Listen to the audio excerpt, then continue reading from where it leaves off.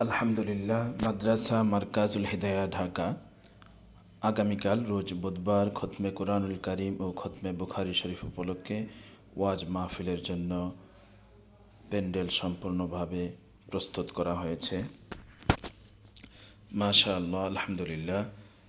মাদ্রাসার ছাত্ররা আরবি বাংলা অনেক সুন্দর সুন্দর ক্যালিগ্রাফি এবং দেওয়ালিকা তারা নিজ হাতে তৈরি করেছে এবং মাদ্রাসার দেওয়াল এবং প্রধান গেটেও তারা নিজ হাতে অনেক সুন্দর ভাবে ক্যালিগ্রাফি তৈরি করেছে।